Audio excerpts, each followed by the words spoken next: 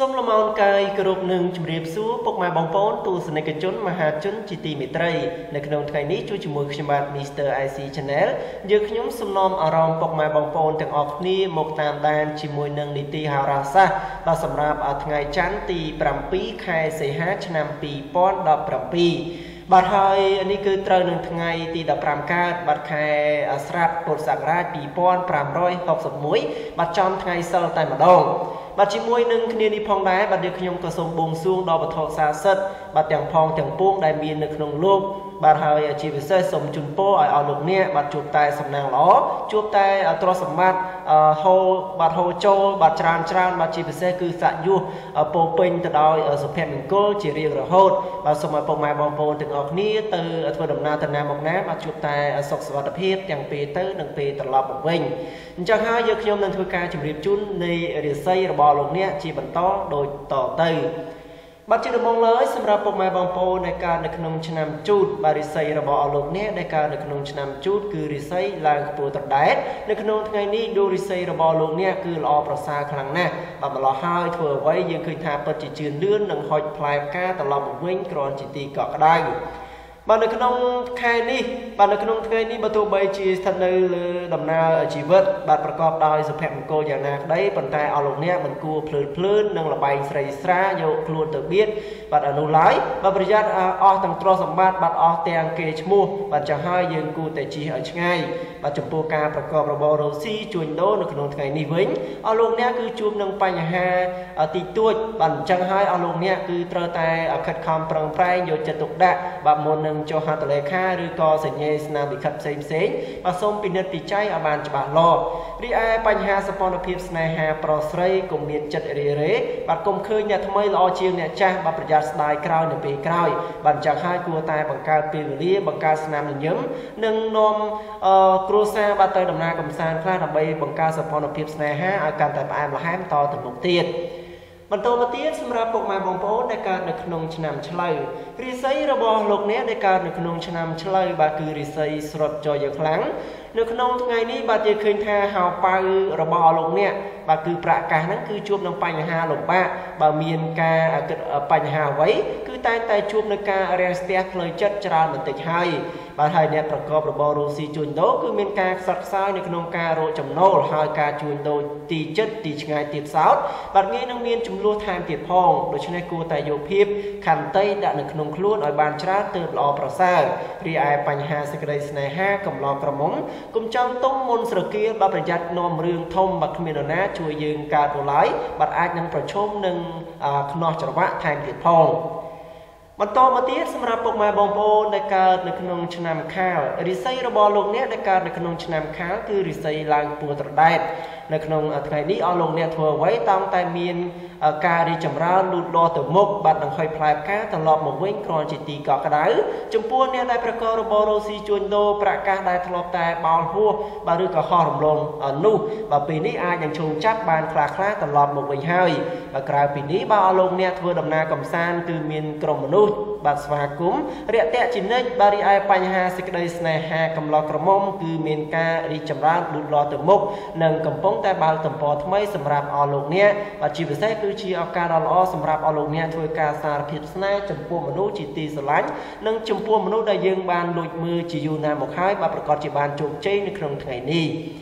បន្តមកទៀតសម្រាប់ពុកម៉ែបងប្អូនដែលកើតនៅក្នុងឆ្នាំថោះរាសីរបស់អស់លោកអ្នកដែលកើតនៅក្នុងឆ្នាំថោះគឺរាសីឡើងខ្ពស់ត្រដែតនៅក្នុងថ្ងៃនេះដោយសារតែដូរាសីរបស់លោកអ្នកឡើងខ្ពស់បាទហើយម្លោះហើយបាទយើងឃើញថាទោះបីជាធ្វើអ្វីបាទឃើញថាជឿនលឿនទៅមុខនិងហុចផ្លែផ្កាត្រឡប់មកវិញគ្រាន់ជាទីកក់ក្ដៅនៅក្នុងផ្លូវចិត្តបាទនៅក្នុងខែនេះបើទោះបីជាស្ថិតនៅលើដំណើររដិរដប់បាទយ៉ាងណាក៏ពិតមែនប៉ុន្តែនៅក្នុងថ្ងៃនេះបាទពិតជាល្អបើអស់លោកអ្នកខិតខំពុះពៀកិច្ចការនោះបាទយើងឃើញថាបាទតែងតែដំណើរការទៅមុខជានិច្ចសម្រាប់អ្នកដែលប្រកបរបររកស៊ីជួញដូរនៅក្នុងថ្ងៃនេះវិញឃើញថាបាទអស់លោកអ្នកជួញដូរទីចិត្តទីឆ្ងាយមិនថាផ្លូវទឹកផ្លូវគោកបាទក្តីគឺតែងតែហុចផ្លែផ្កាត្រឡប់មកវិញគ្រាន់ជាទីកក់ក្ដៅផងដែររីឯបញ្ហាស្នេហាប្រុសស្រីកុំមានចិត្តរីរេបាទព្រោះតែឃើញអ្នកថ្មីល្អជាងអ្នកចាស់បាទប្រយ័ត្នស្ដាយក្រោយនៅពេលក្រោយ បន្តមកទៀតសម្រាប់ពុកម៉ែបងប្អូនដែលកើតនៅក្នុងឆ្នាំរោងរាសីរបស់លោកអ្នកដែលកើតនៅក្នុងឆ្នាំរោងគឺរាសីឡើងខ្ពស់ត្រដែតនៅក្នុងថ្ងៃនេះយើងឃើញថាដំណើរជីវិតរបស់លោកអ្នកនៅតែល្អប្រសើរដដែលបើហេតុនេះបើទោះបីជាធ្វើអ្វីគឺតែងតែមានភាពភ្លឺថ្លានិងមានភាពជោគជ័យជានិច្ចបាត់ជាប់ខ្លួនផងដែរអ្នកដែលប្រកបរបររកស៊ីជួញដូរមិនថាជួញដូរនៅទីជិតទីឆ្ងាយតែងតែទទួលបានជោគជ័យដោយការបានផលចំណេញត្រឡប់មកផ្ទះវិញគ្រាន់ជាទីកក់ក្ដៅបាទចំពោះការធ្វើដំណើរទៅទីជិតទីឆ្ងាយជួបតែសេចក្តីសុខខ្សែមខ្សាន្តទាំងពេលទៅនិងពេលត្រឡប់មកវិញរីឯបញ្ហាសេចក្តីស្នេហាកំឡុងក្រមុំបាទចង់រៀបអាពាហ៍ពិពាហ៍ក៏ជាឱកាសដ៏ល្អប្រពៃណាស់បាទសម្រាប់អស់លោកអ្នកនៅក្នុងគណៈពេលនេះបន្តមកទៀតសម្រាប់ពុកម៉ែបងប្អូនដែលកើតនៅក្នុងឆ្នាំម្សាញ់រាសីរបស់លោកអ្នកដែលកើតនៅក្នុងឆ្នាំម្សាញ់បាទគឺរាសីឡើងខ្ពស់ត្រដែតនៅក្នុងថ្ងៃនេះឌូរាសីរបស់លោកអ្នកនៅតែខ្ពស់ដដែលបាទដូច្នេះគឺផ្ដល់ផលល្អសម្រាប់ការសម្រេចចិត្តរឿងប្រាក់កាសបាទរឿងការបណ្ដាក់ទុនរកស៊ីអ្វីមួយជាមួយអ្នកផងទាំងឡាយបាទសម្រាប់អស់លោកអ្នកដែលប្រកបរបររកស៊ីជួញដូរកំពុងតែមានភាពកាក់កបគួរសមបាទហើយក៏ជាឱកាសដ៏ល្អនៅក្នុងការផ្លាស់ប្ដូរមុខរបរឬក៏បើកធ្វើចំនួនតូចធំបាទជាទីបំផុតការធ្វើដំណើរទៅទីជិតទីឆ្ងាយបាទគឺជួបតែសេចក្តីសុខខ្សែមខ្សាន្តទាំងពេលទៅនិងពេលត្រឡប់មកវិញដោយសពមួយដងរីឯបញ្ហាសេចក្តីស្នេហាកំឡុងក្រមុំគឺមានការលូតលាស់ទៅមុខនិងកំពុងតែផ្អែមល្ហែមនៅយ៉ាងប្រពៃតែម្ដងដូច្នេះហើយក៏ជាឱកាសដ៏ល្អសម្រាប់អស់លោកអ្នកធ្វើការសារភាពស្នេហ៍ចំពោះមនុស្សជាទីស្រឡាញ់របស់អស់លោកអ្នកបន្តមកទៀតសម្រាប់ពុកម៉ែបងប្អូនដែលកើតនៅក្នុងឆ្នាំមមីរាសីរបស់លោកអ្នកដែលកើតនៅក្នុងឆ្នាំមមីគឺរាសីឡើងខ្ពស់ត្រដែតនៅក្នុងថ្ងៃនេះដួងរាសីរបស់លោកអ្នកនៅតែខ្ពស់ដដែលទេបាទដូច្នេះគឺផ្ដល់ផលល្អសម្រាប់ការសម្រេចចិត្តរឿងប្រាក់កាសឬបាទឬក៏រឿងបណ្ដាក់ទុនអ្វីមួយជាមួយនឹងសាច់ញាតិជាមួយនឹងមិត្តភ័ក្តិទាំងឡាយគឺតែងតែទទួលបានការជោគជ័យតែម្ដងបាទហើយម្យ៉ាងវិញទៀតចំពោះការប្រកបរបររកស៊ីជួញដូរកំពុងតែមានភាពកក់ក្ដៅបាទជាពិសេសកាក់កបគួរសមហើយក៏ជាឱកាសដ៏ល្អនៅក្នុងការផ្លាស់ប្ដូរមុខរបរឬក៏ធ្វើចំនួនតូចធំបាទហើយការធ្វើដំណើរទីជិតទីឆ្ងាយជួបតែសេចក្តីសុខខ្សែមខ្សាន្តដោយសពមួយដងរីឯបញ្ហាសម្ព័ន្ធភាពស្នេហាកំឡុងក្រមុំកំពុងតែមានភាពផ្អែមល្ហែមបាទហើយបើសិនជាយើងមានការចូលចែកជើងនោះបាទប្រកាសជាទទួលបានជោគជ័យជាក់ជាពុំខានបន្តមកទៀតសម្រាប់ពុកម៉ែបងប្អូនដែលកើតនៅក្នុងឆ្នាំមមេបាទរាសីរបស់លោកអ្នកដែលកើតនៅក្នុងឆ្នាំមមេបាទគឺរាសីស្រុតចុះយ៉ាងខ្លាំងនៅក្នុងថ្ងៃនេះបើមានការណាត់នរណាម្នាក់អស់លោកអ្នកក៏បីទៅឲ្យបានលឿនបាទទៅប្រសើរពីព្រោះថាផលអាក្រក់កើតមានតិចជាងធម្មតាអ្នកដែលប្រកបរបររកស៊ីជួញដូរនៅក្នុងថ្ងៃនេះគឺផ្ដល់ផលល្អចំពោះការចរចាបណ្ដាក់ទុនឬក៏ការបញ្ចេញប្រាក់កាសនៅក្នុងការធ្វើអ្វីមួយព្រោះថាមិនត្រឹមតែសមប្រកបនោះទេបាទអាចនឹងឆាប់រីកដុះដាលឈានទៅមុខថែមទៀតផងចំពោះការធ្វើដំណើរទៅទីជិតទីឆ្ងាយមិនសូវជាមានសុខសុវត្ថិភាពទេបាទគប្បីមានការប្រយ័ត្នប្រចែងចំពោះចរាចរណ៍បន្តិចបាទជាពិសេសនេះកុំយកខ្លួនទៅបៀតបៀននឹងលបែងស្រីស្រាឲ្យសោះប្រយ័ត្ននាំរឿងទុកអំពលដល់ខ្លួនឯងហើយអាចខាត់បង់ទាំងទ្រព្យសម្បត្តិឥតប្រយោជន៍ទៀតបាទរីឯបញ្ហាសេចក្តីស្នេហាកំឡុងក្រមុំគឺកំពុងតែមានភាពផ្អែមល្ហែមនឹងគ្នាគួរសមដែរប៉ុន្តែអស់លោកអ្នកមិនគួរចង់ឈ្នះចង់ចាញ់គ្នានោះឡើយបើប្រយ័ត្នជួបរឿងធំដុំអាចនឹងប្រេឆាក៏អាចថាបានបន្តមកទៀតសម្រាប់ពុកម៉ែបងប្អូនដែលកើតនៅក្នុងឆ្នាំវកបាទរាសីរបស់លោកអ្នកដែលកើតនៅក្នុងឆ្នាំវកគឺរាសីល្អជាមធ្យមបាទនៅក្នុងខែនេះដំណើរជីវិតស្ត្រីបាទល្អប្រសើរប្រពៃណាស់ហើយធ្វើអ្វីយើងឃើញថាជឿនលឿននិងមានភាពសុខដុមរមនាគួរសមការរស់នៅរបស់លោកអ្នកក៏បីមានការបើកចិត្តឲ្យទូលាយហើយមិនត្រូវយកបញ្ហាអ្នកដទៃទុកនៅក្នុងខ្លួនច្រើនពេកនោះឡើយបាទអាចនឹងនាំរឿងក្តៅក្រហាយសៅហ្មងអស់លោកអ្នកឲ្យក្តៅទ្រូងអត់ឈប់ឈរដោយសារតែរឿងអ្នកដទៃបាទសម្រាប់អ្នកដែលប្រកបរបររកស៊ីជួញដូរគឺជួបនឹងផលលំបាកច្រើនបន្តិចប៉ុន្តែផលចំណូលដែលរកបានគឺមានភាពតានតឹងបន្តិចហើយបានចាស់ហើយអស់លោកអ្នកមិនគួរមានការធ្វើប្រហែសឬក៏មានការចាយវាយធំដុំនោះឡើយត្រូវតែមានការយកចិត្តទុកដាក់ជាពិសេសហ្នឹងសំចៃឲ្យបានច្រើនគឺជាការល្អបំផុតបើសិនជាមានមិត្តភ័ក្តិឬក៏បងប្អូនណាមានការចង់ខ្ចីប្រាក់កាសបាទអស់លោកអ្នកមិនគួរក៏បីឲ្យនោះឡើយប្រយ័ត្នបើធ្លាក់ដល់ដៃអ្នកដទៃហើយបាទនោះអស់លោកអ្នកមិនអាចទារត្រឡប់មកវិញបាននោះឡើយរីឯបញ្ហាសេចក្តីស្នេហាកំឡុងក្រមុំប្រយ័ត្នមានជនទី3មកជាជ្រែកស្នេហារបស់អស់លោកអ្នកអាចនឹងប្រេឆាដោយសារតែអ្នកដទៃ បន្តមកទៀតសម្រាប់ពុកម៉ែបងប្អូនដែលកើតនៅក្នុងឆ្នាំរកាបាទរិស័យរបស់លោកអ្នកដែលកើតនៅក្នុងឆ្នាំរកាគឺរិស័យស្រុតចូលយ៉ាងខ្លាំងនៅក្នុងថ្ងៃនេះឲ្យលោកអ្នកគឺធ្វើអ្វីគឺងាយនឹងទទួលការរងប៉ះទង្គិចនិងកើតជាបញ្ហាល្អកកជាមួយនឹងអ្នកដទៃណាបាទក៏បីមានការប្រយ័ត្នប្រយែងបន្តិចបាទអ្នកដែលប្រកបរបររស់ស៊ីជួញដូរនៅក្នុងថ្ងៃនេះគឺមានការប្រែប្រួលផ្លាស់ប្ដូរឥតឈប់ឈរហើយក៏ជាថ្ងៃមានការដាំក្បាលចុះបាទយ៉ាងខ្លាំងដូច្នេះហើយត្រូវតែប្រយ័ត្នប្រយែងពីសម្ដីបន្តិចទើបអាចជាផុតពីចំនួនពីសម្ដីទាំងពួងទៅរួចបាទចំណែកអ្នកដែលប្រកបការងាររាជការឬក៏ក្រុមហ៊ុនឯកជនតាមរោងចក្របាទគឺមានភាពប្រទាំងប្រទើច្រើនបន្តិចហើយបាទព្រោះក្រុមមនុស្សចាំចាប់កំហុសនិងជាបាទយីនេះគឺមានច្រើនបន្តិច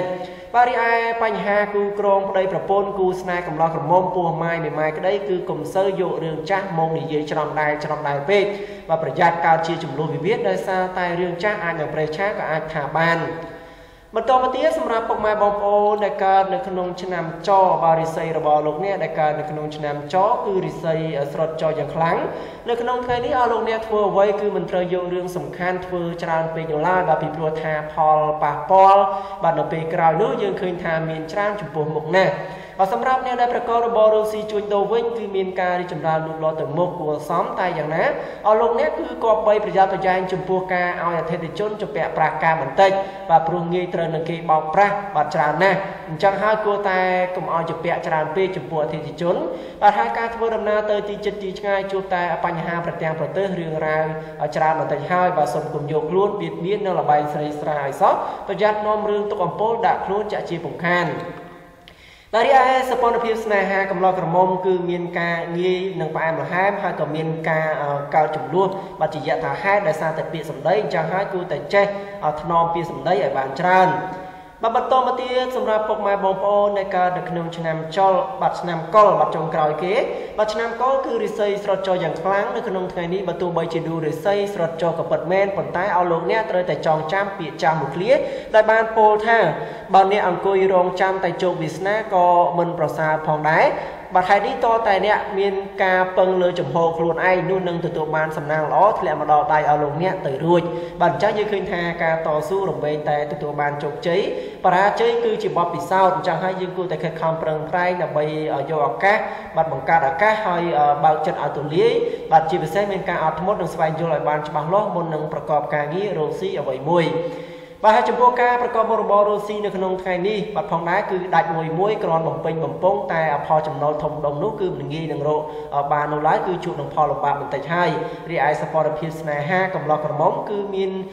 ការបង្កប់3បាទជាពិសេសគឺគុំបង្កចំនួនបង្កើតជារឿងបច្ចេកបច្ចាន់ច្រើនពេកបាទហើយជាពិសេសគុំយករឿងចាស់មកនិយាយច្រំដែលបង្កើតជាបញ្ហានោះគឺអាចនឹងឲ្យអស់លោកអ្នកបាទជាពិសេសនឹងអាចនឹងបែកបាក់គ្នាដោយសារតែរឿងបន្តិចបន្តួចនេះឯងបាទនេះហើយគឺជាហោរាសាស្ត្របាទសម្រាប់ថ្ងៃទី7ខែសីហាបាទឆ្នាំ2017បាទត្រូវនៅថ្ងៃ15កើតបាទថ្ងៃសិលបាទសូមឲ្យពុកម៉ែបងប្អូនទាំងអស់គ្នាបាទនៅក្នុងថ្ងៃសិលនេះបាទជួបតែលៀបសំណាងសុភមង្គលគ្រប់ក្រុមគ្រួសារបាទធ្វើអ្វីទទួលបានជោគជ័យទាំងអស់បាទហើយសូមអរគុណច្រើនសម្រាប់ការតាមដានរបស់ពុកម៉ែបងប្អូនតាំងពីដើមរហូតមកដល់ទីបញ្ចប់បាទសូមអរគុណសូមជម្រាបលា